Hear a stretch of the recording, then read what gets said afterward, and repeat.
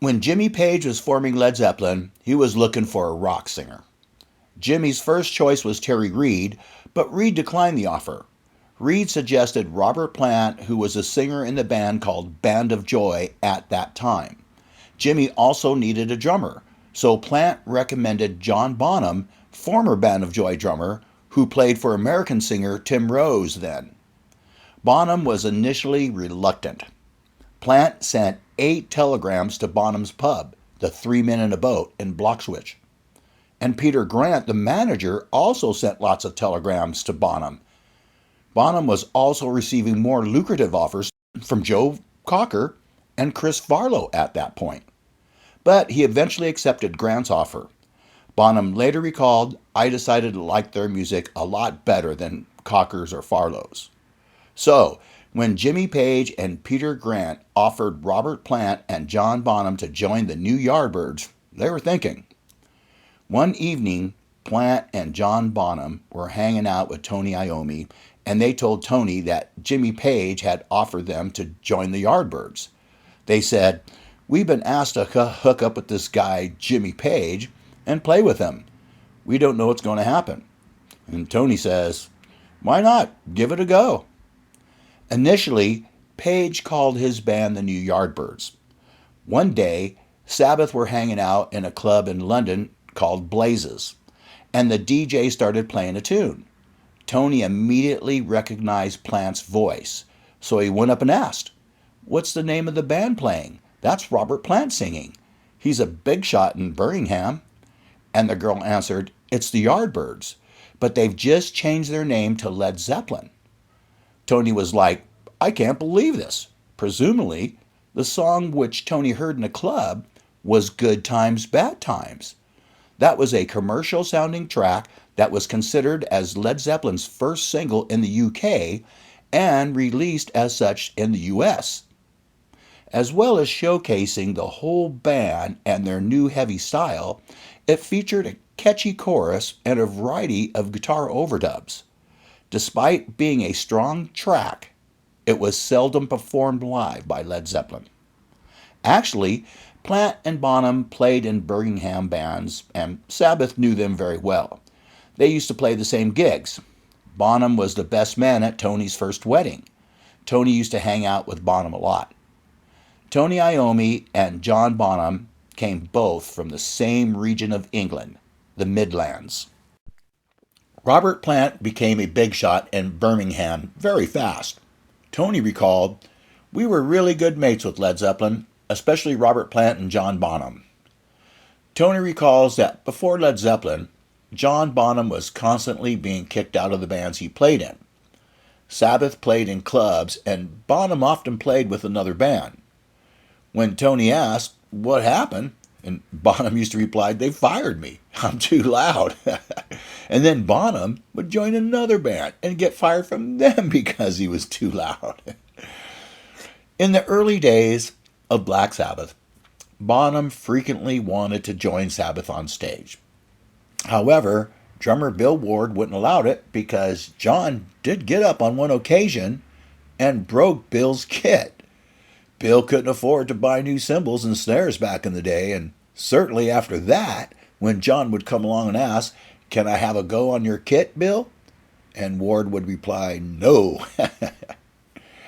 Tony recalls that he used to hang out a lot with John Bonham. They used to go to clubs, or they would hang out and have a party at John Bonham's house. Bonham was quite a wild character. That was great fun unless they went out and Bonham was driving a car. That wasn't that funny because Bonham used to get really drunk and wild and then drive back. And the police weren't so hot back in the day. On one occasion, Tony and John went to a club. Bonham had just bought a new Maserati. They were driving up the road, and Tony noticed that they were going the wrong way.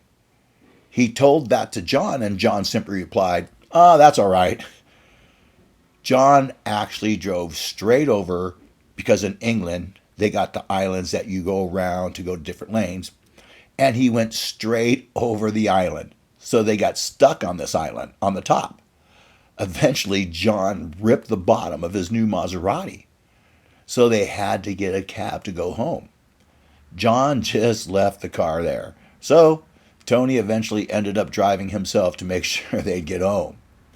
In 1974, Led Zeppelin took a break from touring and launched their own record label. Page called it Swan Song, named after an unreleased song. The record label's logo was based on an 1869 drawing called Evening, Fall of the Day by William Rimmer.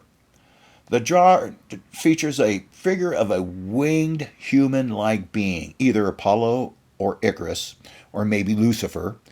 The logo can be found on things like Led Zeppelin t-shirts. In addition to using Swan Song as a vehicle to promote their albums, the label signed artists such as Bad Company, The Pretty Things, and Maggie Bell. It was successful while Zeppelin existed, but eventually folded less than 3 years after they disbanded. In 1973, Black Sabbath and Led Zeppelin actually did a secret jam while Sabbath was recording its fifth studio album, Sabbath, Bloody Sabbath. The thing is that at the time, Zeppelin were looking for bands to sign them to their label. They had just signed up Bad Company, so they came to ask Sabbath. But according to Ozzy, Sabbath declined their proposition. Apparently, Bonham and Plant decided that it would be such a great idea to ask Black Sabbath, their friends, to sign to their label. They had just signed Bad Company, so Bonham came down to see Sabbath at Morgan Studios in London, and he also brought Plant and John Paul Jones. Jimmy Page was actually the only one who didn't come. Sabbath was actually recording its fifth studio album, Sabbath, Bloody Sabbath. The work on the album was going very slow and hard, mostly because of substance abuse issues and fatigue. The band was unable to complete any songs. Tony Iommi later recalled, ideas weren't coming out the way they were on Volume 4, and we really got discontent. Everybody was sitting there waiting for me to come up with something. I just couldn't think of anything. And if I didn't come up with anything, nobody would do anything. So, at the end of the recording session, Sabbath, Bloody Sabbath, the three members of Led Zeppelin, close friends of Black Sabbath, showed up at Morgan Studios in London. John Paul Jones said, "Hey guys, let's play Supernaut," because he loved that song, while John Bonham was eager to play on Sabracadabra. So they went into jamming and ended up making up some new material right on the spot. Eventually, the two bands had an improvised jam session, which was recorded but never released. Tony Iommi said, "I know that it was recorded, and I'd love to hear it. That tape must be around somewhere." So eventually, Led Zeppelin asked Sabbath to join their label, but Ozzy told them to get off because the work on the album went very hard.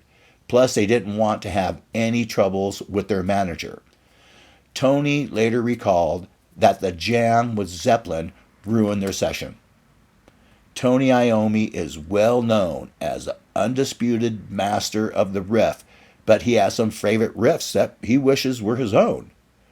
One of those riffs is Jimmy Page's Kashmir. Kashmir is the song from Led Zeppelin's sixth studio album, 1975, Physical Graffiti.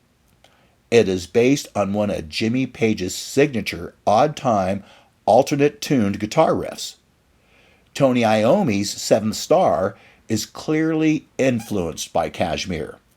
It's an Eastern-flavored, powerful melody with its Bonham-esque style rhythm.